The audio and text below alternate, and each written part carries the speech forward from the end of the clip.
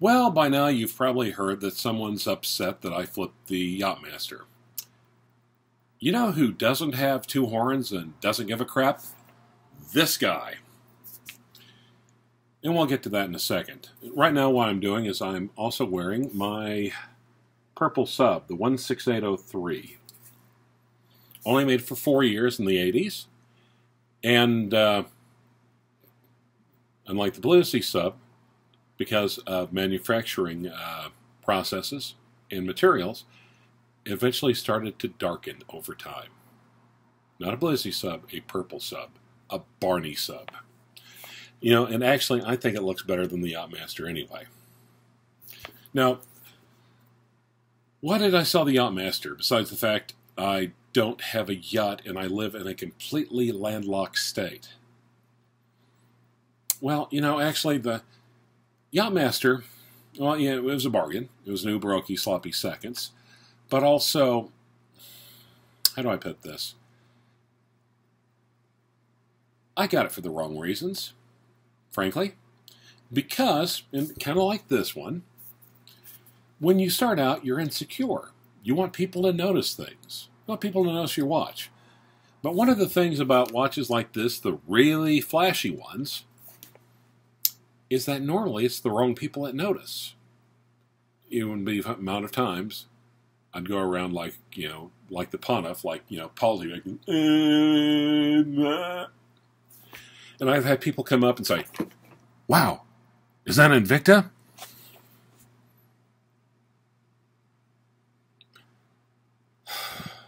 You know, and at first I just went total Old Testament on their asses. But, you know, you learn to let it slide after a while because life is too short.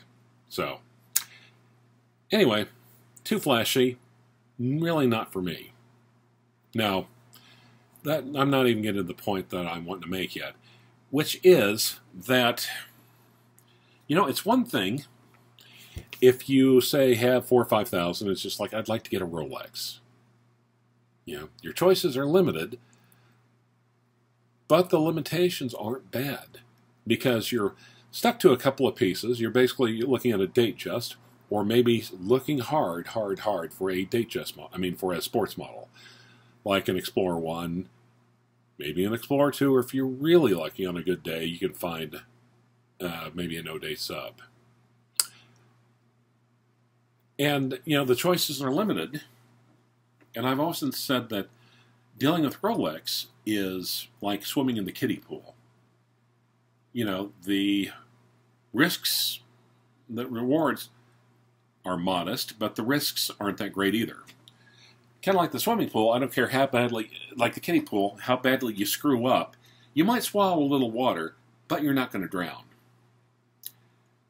So, oh, by the way, Garbage Fire once did a paper, I think it was undergrad, it was maybe prob stat, and it was called Mo Money, Mo Problems. And she used probability and statistics to prove that for every $10,000 that a household makes over the medium household income, that they have 1.4 more Mo problems. I think the professor agreed with the statistical analysis, but was not completely enthused with the overall theme of the paper. And this one really is Mo Watch Money, Mo Watch Problems. Because, you know, it's one thing when you think, okay, I've got a few thousand, and I'm going to have to get, I'm limited to the type of Rolex I can get, and I'm going to look hard. You know, and if worst comes to worst, you might lose a little money if you buy poorly.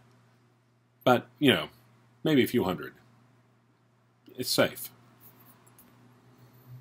On the other hand, if you have, say, twice as much, let's just say you're getting to the 10-figure range for a watch, and, you know, Glidester didn't do too bad selling the Yacht-Master, but I'm not going to say how much I got. But, unlike 5,000, if you were looking at 10,000 or a little bit more, so many more options are available. Oh my God. Online jewelers. I mean, you're not really stuck with Craigslist. You're not really stuck with pawn shops. Jewelers actually want to talk to you. they're actually interested. You know, jewelers can almost smell the money on the phone call, or smell the money on your clothes when you walk into the store. And there's brands that are available that aren't available to you on the low end. You can actually go in and get a new Rolex, brand new. Datejust maybe in a position to haggle a little bit. Sports model, get on the waiting list and wait your turn. And by the way, you know, I hate to say it, but don't pay over MSRP. Seriously, don't. Don't be a schmuck. Stay in line and wait just like everybody else, because you're not that special. Sorry. Oh yeah, anyway. You know, and you can look at brands that you've never looked at before. There's a lot more choices out there. You know, once you get in the 5-digit range, new Rolex, pros, cons. You can look at stuff like Glashütte Original. Get some really nice models there. Quality, fit, and finish is every bit as good as Rolex or better. Movement's far better than Rolex, except for the new Datejust. I know Hondanes would really say something if I didn't throw in the new Datejust 41. Hondanes, a Star Wars story.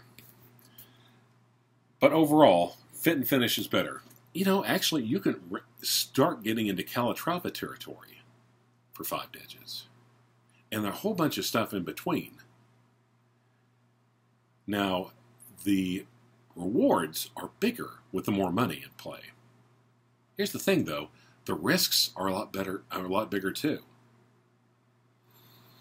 You know, as opposed to our beginning piker with $4,000 or $5,000, limited to 2 or 3 models, our intermediate guy with 5 digits, if he gets the wrong, or she gets the wrong piece, they can lose thousands, not hundreds. That's why, the more I think about it, the people with a whole lot of money who have really kick-ass watch collections, you know, at first I used to kind of look down on them and thought, well, you've got all the money in the world. How hard is it for you? And, you know, don't accuse me of being a closet Republican or anything, but it's actually harder, I think. More choices, more rewards, but a lot more risks. Mo watch money, mo watch problems. So, do you guys agree with me? Or do you think I'm out of my mind? Anyway, leave your comments below and have a good Wednesday and try to be awesome to each other. Thanks.